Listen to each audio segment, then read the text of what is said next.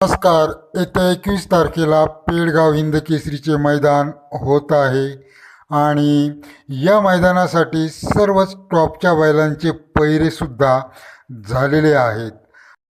या पेडगाव मैदानासाठी पहिली गाडीसुद्धा मैदानात हजर झालेली आहे. ही पहिली गाडी आलेली आहे वाशिम येथून. बैलांची नावे आहेत राणा आणि भौऱ्या. तर मित्रांनो, पेडगाव हिंद केसरी या मैदानावर पहिली गाडीसुद्धा आलेली आहे. त्याचबरोबर आपणास सांगवायचे राहून गेले ते म्हणजेच बुलढाणा एक्सप्रेस बब्या हा सुद्धा या 21 तारखेच्या मैदानावर येणार आहे. बुलढाणा एक्सप्रेस बब्या हा 100% या पेडगावच्या हिंदकेसरी मैदानासाठी सज्ज झालेला आहे. त्याचबरोबर या मैदानावरील ऑनलाईन नोंदणी ही 2000 गाड्यांची झालेली आहे. एकूण आदतला 800 गाड्यांची नोंदणी होणार होती, त्यामध्ये 200 गाड्या वाढवण्यात आलेल्या आहेत. तर ओपन गाड्यांच्यामध्ये 1000 गाड्यांची नोंदणी झालेली आहे. विशेष म्हणजे या मैदानासाठी बैलगाडा संघटना ही सक्रिय झालेली आहे आणि हे मैदान पूर्णपणे बैलगाडा संघटनेच्या अधिनियमानुसार होणार आहे. तर मित्रांनो, बकासूर आणि लखन यांचा पायरा नसल्याची चर्चा काही व्हिडिओमध्ये आपण ऐकली असेल, परंतु तसे नाही. 101% बकासूर आणि लखनचा पायरा या मैदानावर आहे. त्याचबरोबर माणिकराव आणि एम नाना यांचा राजा ह्या बैल येथे असण्याची शक्यता आहे. माणिकराव आणि राजा यांचा पायरा सांगण्यात येत आहे.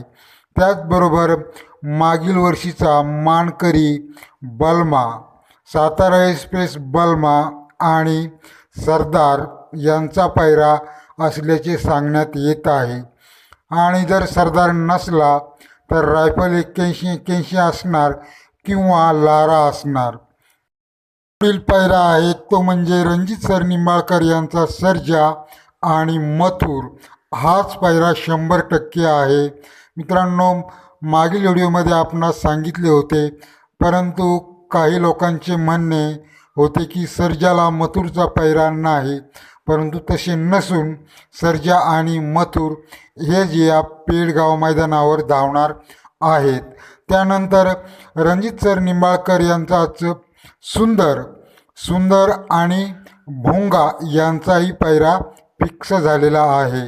काही कारणास्तव सुंदर आणि भोंगा यांचा पायरा होणार नव्हता, परंतु शेवटला हा पायरा झालेला आहे. तर या मैदानावर सुंदर आणि भोंगा हेच आपणास पायऱ्यासाठी दिसणार आहेत. त्यानंतर घरणिकीचा राजा आणि मुंबई द्वारलीचा हरण्या म्हणजेच पुशेगाव हिंदकेसरीचे मानकरी जोडी, ही जोडी पेडगाव हिंदकेसरी मैदानावर 21 तारखेला धावणार आहे. त्यानंतर या पुढील पायरा आहे तो म्हणजेच लाडू आणि स्वराज. तर मित्रांनो, लाडू आणि स्वराज हे कोरेगाव हिंदकेसरीच्या मैदानावर धावून कोरेगाव हिंदकेसरी झाले होते. तर ही नवखी जोडी आहे, परंतु कोरेगाव हिंदकेसरीचा मान या जोडीने पटकावलेला आहे. तर ही जोडीसुद्धा धावणार आहे पेडगाव हिंदकेसरीसाठी. त्यानंतरचा पायरा सांगण्यात येत आहे आणि सध्या चर्चेमध्ये आहे तो म्हणजे तेजा, आणि तेजाला पायरा असू शकतो अर्जुनचा.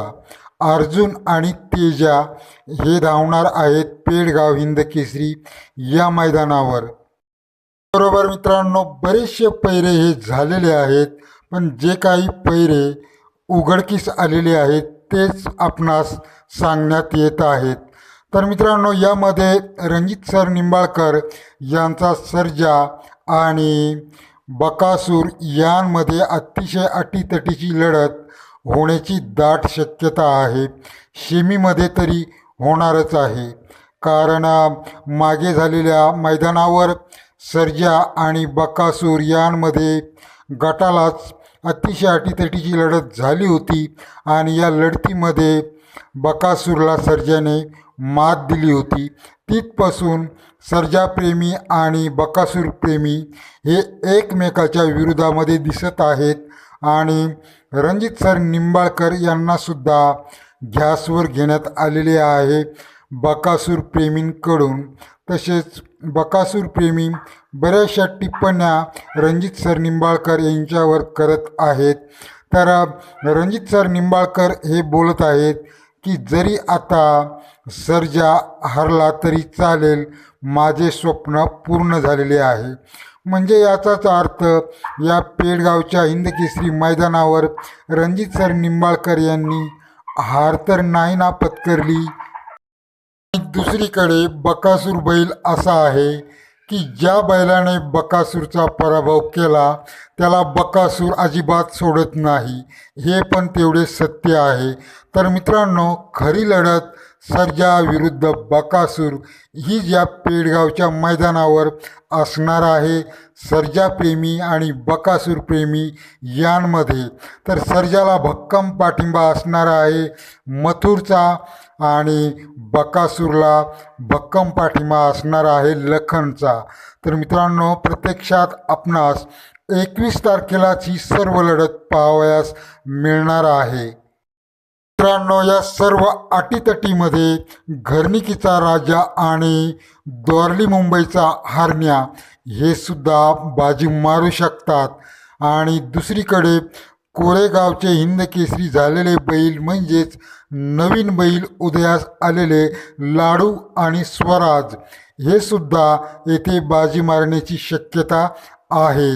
त्यानंतर तेजा आणि अर्जुन यांनी कोणते असे मैदान सोडले नाही की तेथे त्यांना गुलाल मिळाले नाही.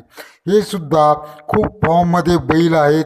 तेजा आणि अर्जुन हे सुद्धा बकासूर आणि लखनला तसेच सर्जा आणि मथुरला टफ फाईट देऊ शकतात. बरोबर, माणिकराव सुद्धा हल्ली फॉर्ममध्ये आहे.